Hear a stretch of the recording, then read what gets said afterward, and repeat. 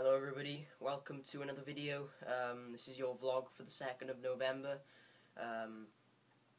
We haven't talked to each other in quite a while, so here goes. The first thing I want to go on to is just sort of like a recap of the Google and Apple events that happened over the last couple of weeks. First, I think it was the 23rd, was it? The Apple event. I did do like a crazy live feed sort of commentary on Twitter if you follow me there, but a stupendous amount of stuff was released. First thing was, well, they had the iMacs, the Mac Minis, the iPad Mini, the 4th gen iPad, which just totally didn't make sense, but the iPad Mini, that's what I want to go on to first. I mean, I think everybody thinks it's just a shrunk down iPad 2, which is totally fine because it's 270 quid, and I'm sure they'll sell millions and millions of the things, but it's overpriced to properly compete in the same sort of market as where the Nexus 7 and the Kindle Fire is. I wasn't too wowed by it. I mean, A5, it's not even A5X, it's just A5, so yeah, they're Apple though. Really, they have the power to do whatever they want. The Mac Minis had a small upgrade, really, internal upgrades. You can put the Fusion drives in there now. I love the Fusion drive, guys. They are really, really awesome. I mean, to have the capacity and the speed of an SSD and a hard drive in the same thing, and then for the OS to have the brains to sort of figure out where stuff goes. It's just, I'm very, very excited for that. Of course, he won't be working in the G5, but I love it nonetheless. The 4th gen iPads, right? Yeah, that's annoyed a lot of new iPad owners or old new iPad owners. 7 months, and they've got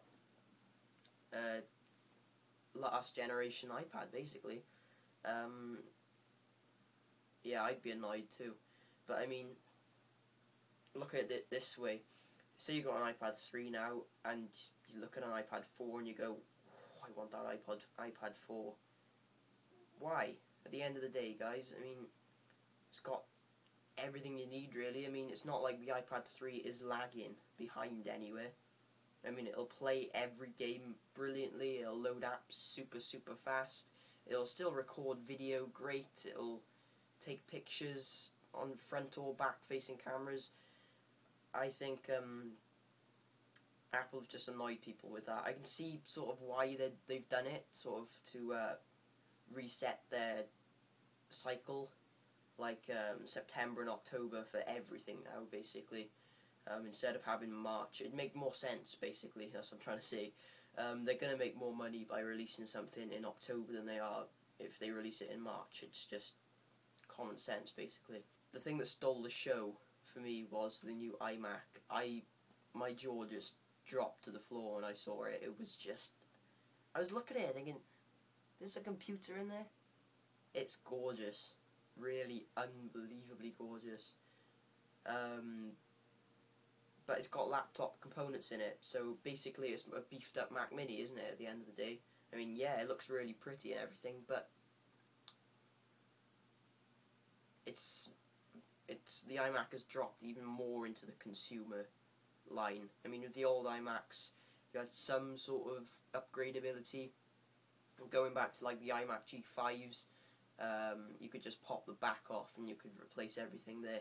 They wouldn't want you to go into one of those new iMacs and be able to see all of that. It's just doesn't, very locked up, that's what I'm trying to say. Very much so now. If you buy a Mac, the specs it came out of the factory with is the specs it's going to go to the graveyard with, regardless of whether you want to upgrade the RAM or whatever. And I think the Mac Mini, is it? It's only the 27.5-inch iMacs you can upgrade the RAMs in, I believe. But in the Mac Minis you can still upgrade the RAM just by popping off that little thing. You get all your upgrades in there. I love the Minis. I love the look of the iMac, but I don't see it's being very practical. 13-inch Retina MacBook Pro. 13 inches perfect size for a laptop in my opinion, and I'll go on to something in a minute. I'm just smiling just thinking about it, but yeah, I think 13 inches is the perfect size, and to have a really nice crisp display in that sort of small form factor, it's even nicer than having a big screen. Onto the Google event. Updates to everything really. I mean, you have the Nexus 4 now, which is really nice phone for £240, I believe it is. I think, is it quad core or is it dual core? I can't remember, but it's a quick phone nonetheless. It's got really nice specs, and it's a Nexus, so you know you're gonna get that pure amazing Android experience. The Nexus 7, they've got rid of the 8GB model now and have put the 16GB down to £160, which is 2 thumbs up from me. That's awesome. You've got the 32GB, which is new, and they put that in place of the 16GB at £199. Or you can get like the 3G like mobile data version for, is it £300 I think. But I love the Nexus 7s, and they are just beautiful. And then there's the Nexus 10 to more compete with the iPads and the Samsung Galaxy Tab 10s. They're really nice, but I'd go with the Nexus 7 all day long. On to Microsoft Surface now. It sort of brings a smile to my face that Microsoft are doing stuff wrong. It's laughable, borderline laughable, that they've released that Surface. Windows 8 RT, or Windows RT, or whatever it's called. Dude, I wasn't expecting to have the desktop overlay in again, like the normal sort of Aero classic desktop environment. On a tablet, guys, no, bad move. And I was just reading and looking at all the reviews, and they are just crazy.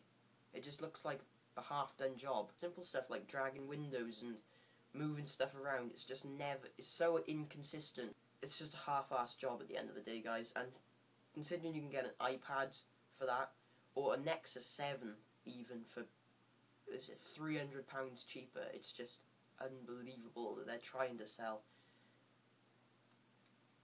them for that price. I mean, I just cannot believe they've released it in that state. It's got the hardware, but the software is lacking behind big time. Okay, so now I've got all that sort of me ranting. Now I'm just going to go on to some personal stuff, and the first thing is I have moved, or I am going to move, half Intel. I've got a MacBook, a white MacBook in the post, guys. I remember back in April I was talking about going Intel, and then I was going to get myself a Core Duo Mac Mini. Then I backed out of it and got a G5 instead, that G5 there. But now I've got a MacBook in the post. Some of you may know that my PowerBook G4 is gone. The 15-inch G4 is gone. That funded the iPhone. But yeah, that MacBook is on the way. It's a 2 GHz Intel Core 2 Duo, so it'll run Lion. It's got a gig of RAM in it. It's running Snow Leopard, 80 gig hard drive. But yeah, the reason why I got it so cheap is because it was listed as a Core Duo, an early 2006 Core Duo Mac, and there's loads of pictures and everything, and I was like, oh, okay. And then I saw one of the battery, or I'm not sure what it was, but it's showing the serial number in really small writing. I mean, I could barely make it out. So I was like, oh, okay. So I just put that into everymac.com, and it came out as a 2 GHz Core 2 Duo MacBook. And I was over the moon, because I was thinking, how many people have gone to that sort of detail to get it? And it turned out not many, because I got it for £110. And I'm just over the moon with it, guys. AirPort Extreme, Bluetooth, eyesight camera, the glossy display, the chiclet keyboard, the slot loading combo drive, or super drive even. It's just, I'm chuffed a bit today, guys. On the downside though, it's a Christmas present. I'll see what I can do in terms of getting it early, guys. But yeah, the G5 isn't going anywhere for you PowerPC people. It'll still be my main machine, so to speak. It'll still be on the desk. I'll still be using it every day. The MacBook will be used for Intel tasks and webcam, so I'll be doing streaming. That's one sort of executive sort of decision I've made. I'll be doing live streams for the Apple events and Google events or whatever comes along. It'll be nice to have an Intel Mac there just in case I need to download something that isn't available on the PowerPC platform, and then I've got sort of like a fail-safe, so if something terribly wrong goes with the G5 or PowerPC support suddenly just falls into oblivion one day, then I'll have the MacBook to drop back onto. I mean, it's no slouch. A 2 GHz Core 2 Duo is a screamer. You may have heard of a new sort of channel network sort of thing called Technozo. I don't think I've mentioned it to you through YouTube yet. But I make videos for them. I do a series called Technozo Rumours, and I basically just round up the rumours from the past 2 weeks. And yeah, so it's an awesome channel. Daniel, you may have been subscribed to one of his old channels. He's like the main dude there. He does a load of videos on there too, so just definitely go check that channel out. I'll leave a link to it in the description. And I also have a secondary channel. I'll leave that link in the description as well. That's just for like one-off sort of videos. If you haven't subscribed over there yet, I'll really appreciate it. But yeah, guys, I'm sorry for the really poor lighting today. It's like 9 o'clock at night, and I've just got like this really bright light shining in my eyes. Yeah, the lighting's pretty crap. I apologise for that. But I think that's it for this video, guys. I'll see you next time, and bye bye.